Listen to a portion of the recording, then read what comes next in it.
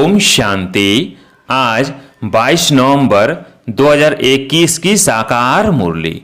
आज बाबा ने कहा, मीठे बच्चे माया से डरो मत, भल कितना भी भुलाने की कोशिश करे लेकिन थको नहीं। अमृत बेले उठ याद में रहने का पूरा पुरुषार्थ करो। आज का प्रश्न, पुरुषार्थ में आगे नंबर कौन से बच्चे लेते हैं? उत्तर, जो बाप पर पूरा बलि चढ़ते हैं अर्थात कुर्बान जाते हैं। सबसे आगे वही जाते।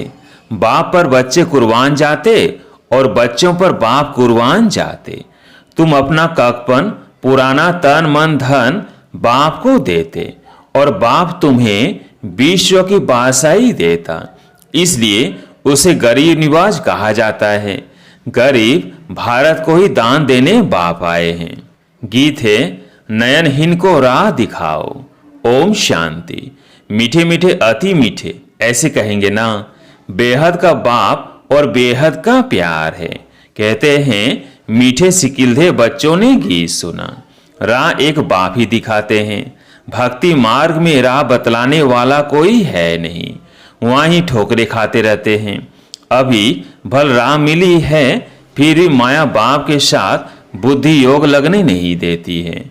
समझते भी हैं एक बाप को याद करने से हमारे सब दुख दूर हो जाएंगे, फिक्रात की कोई बात नहीं रहेगी, फिर भी भूल जाते हैं। बाप कहते हैं, अपने को आत्मा समझ मुझ पतित पावन बाप को याद करो। बाप ज्ञान का सागर है ना, वही गीता ज्ञान दाता है। स्वर्ग की बादशाही अथवा सदगति देते हैं। कृष्ण को ज्ञान का सागर नहीं कह सकते। सागर एक ही होता है। इस धरती के चारों तरफ सागर ही सागर है। सारा सागर एक ही है, फिर उनको बांटा गया है। तुम विश्व के मालिक बनते हो तो सारा सागर धरनी के मालिक तुम बनते हो। ऐसे कोई कह न सके ये हमारा टुकड़ा है, हमारी हद के अंदर ना आओ। यहाँ तो सागर में भी टुकड़े टुकड़े कर दिए हैं। तुम समझते हो सारा विश्व ही भारत था जिसके तुम मालिक थे। गीत भी है, बाबा आपसे हम विश्व की बादशाही लेते हैं जो कोई छीन न सके।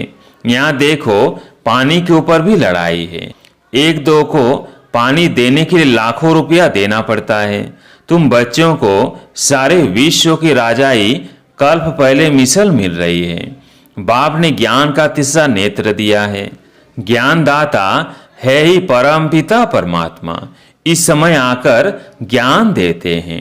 सतयुग में लक्ष्मी नारायण के पास यह ज्ञान नहीं होगा। हाँ, ऐसे कहेंगे, आगे जन्म में ज्ञान लेकर यह बने हैं। तुम ही थे। तुम कहते हो बाबा आप वही हो। आपने हमको विश्व का मालिक बनाया था। बाप कहते हैं, मेरी मत कोई लंबी चौड़ी नहीं है। वो पढ़ाई कितनी लंबी चौड़ी होती है यह तो बहुत सहज है। रचना और रचना के आदि मध्य अंत को तुम जानकर औरों को बताते रहते हो। कैसे 84 का चक्र लगाया है। अभी वापिस जाना है बाप के पास, यह भी बाप ने बतलाया है। माया के तूफान बहुत आएंगे, इनसे डरो मत। सुबह को उठकर बैठेंगे, बुद्धि और ख्यालातों में चली जाएंगी। 2 मिनट भी याद नहीं रहेगी।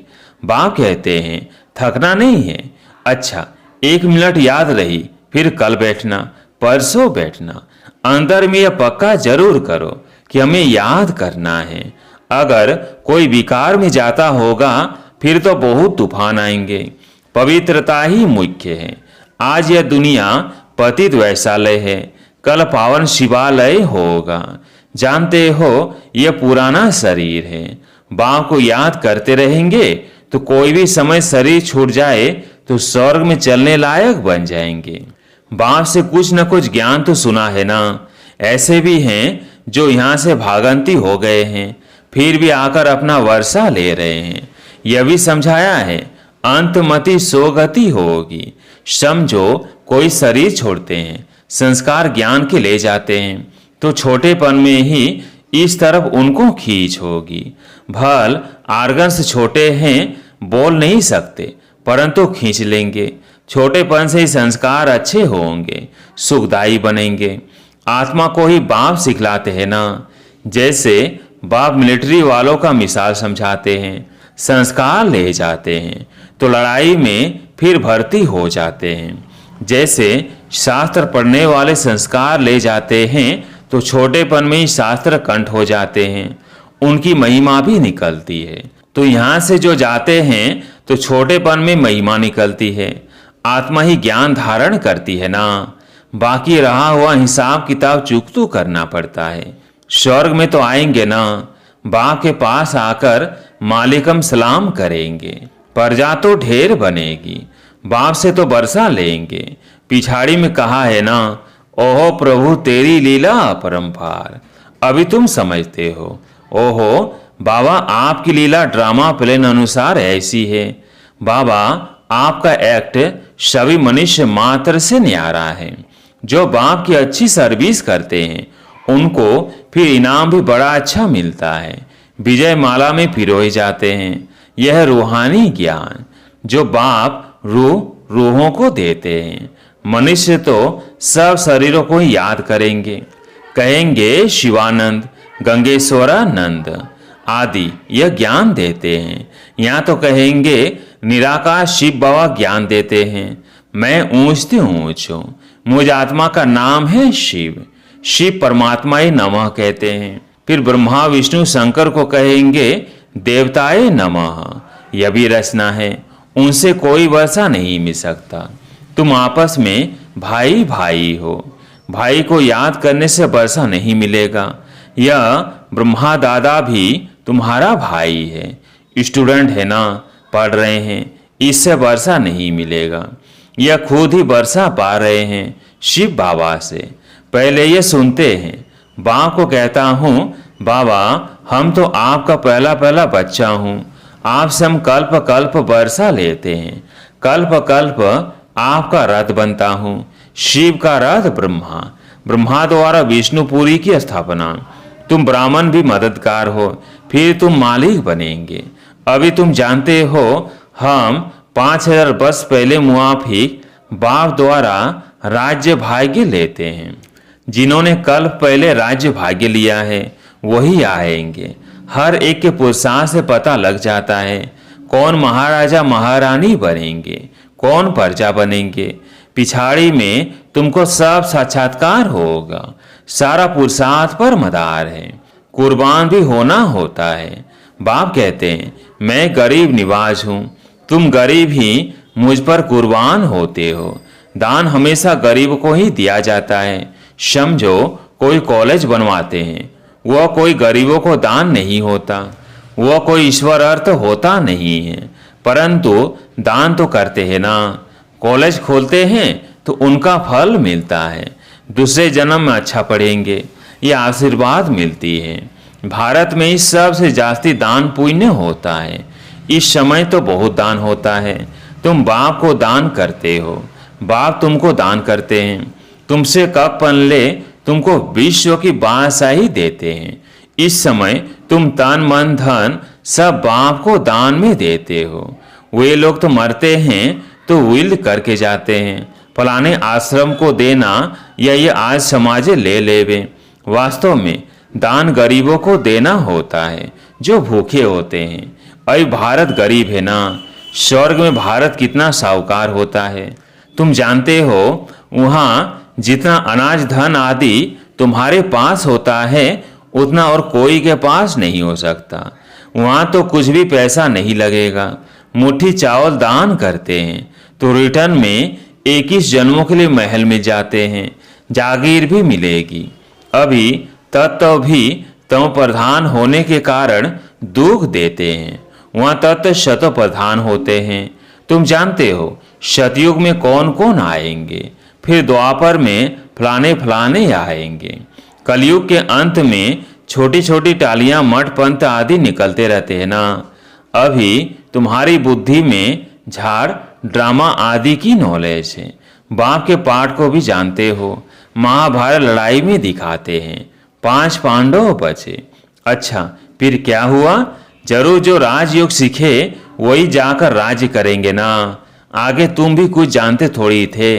बाबा भी गीता आदि पढ़ते थे, नारायण की भक्ति करते थे। गीता के साथ भी बहुत प्यार था। ट्रेन में जाते थे तो भी गीता पढ़ते थे। अब देखते हैं कुछ भी समझा नहीं। डिब्बी में ठीकरी, भक्ति में जो कुछ करते आए परंतु उद्धार हुआ नहीं।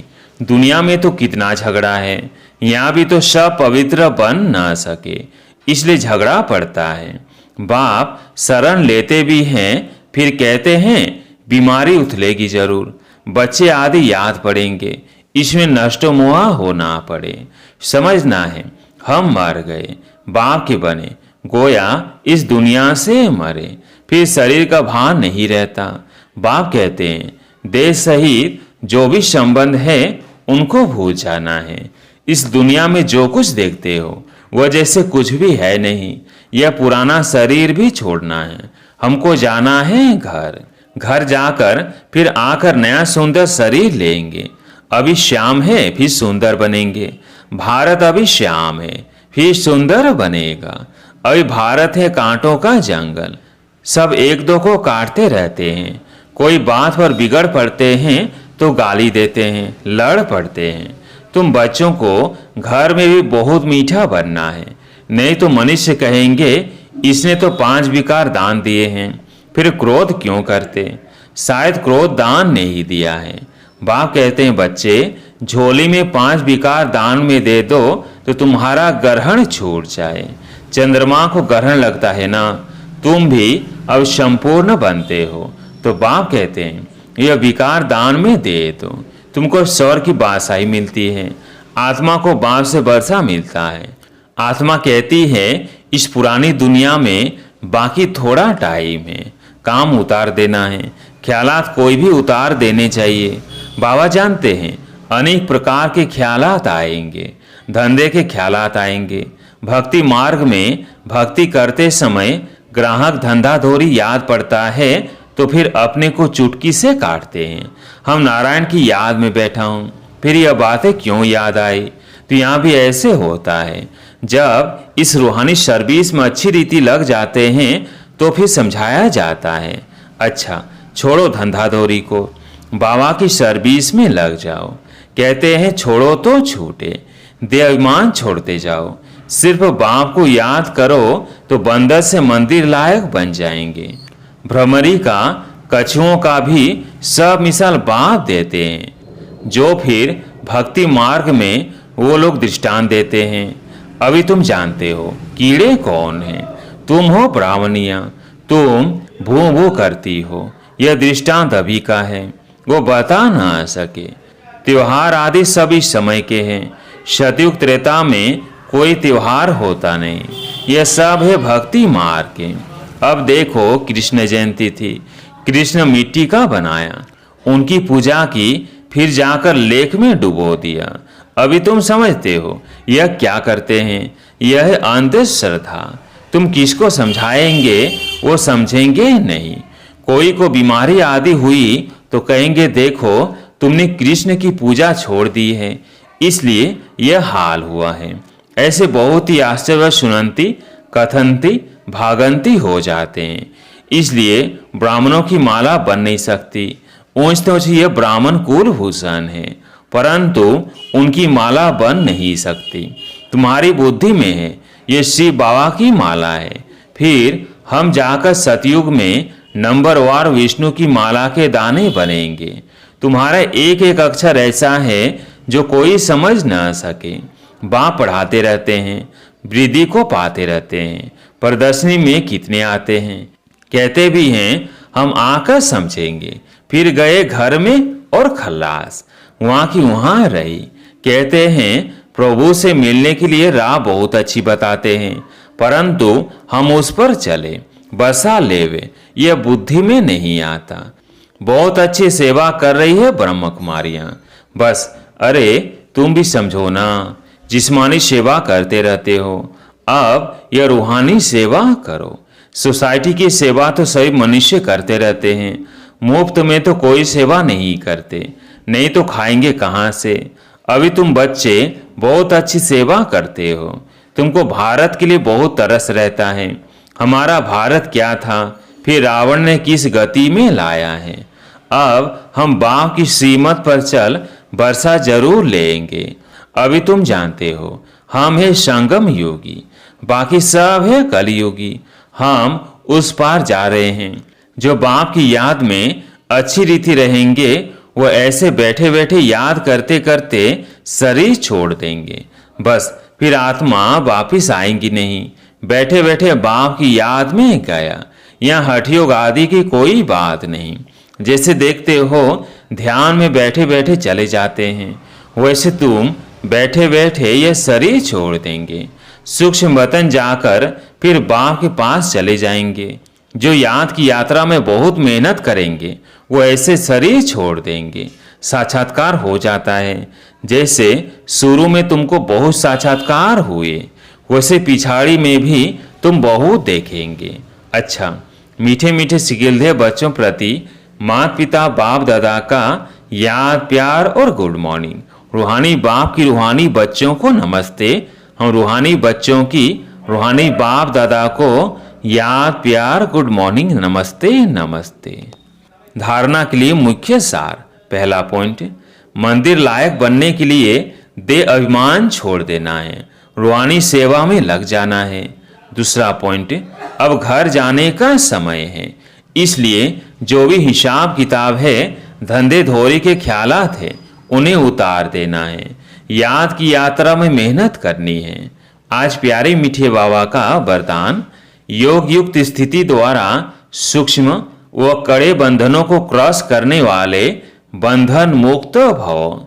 योग युक्त स्थिति द्वारा सूक्ष्म व कड़े बंधनों को क्रॉस करने वाले बंधन मुक्त भव।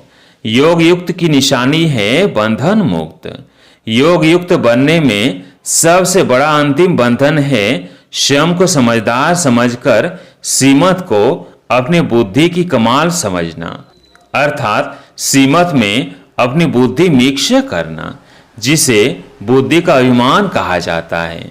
दूसरा, जब कभी कोई कमजोरी का इशारा देता है अथवा बुराई करता है, यदि उस समय जरा भी व्यर्थ संकल्प चला तो भी बंधन है। जब इन बंधनों को क्रॉस कर हार जीत निंदा स्तुति में समान स्थिति बनाओ तब कहेंगे संपूर्ण बंधन मुक्त। स्लोगन, पहले सोचना फिर करना, यही ज्ञानी तो आत्मा का गुण है। पहले सोचना फिर करना, यही ज्ञानी तो आत्मा का गुण है। अच्छा, ओम शांति।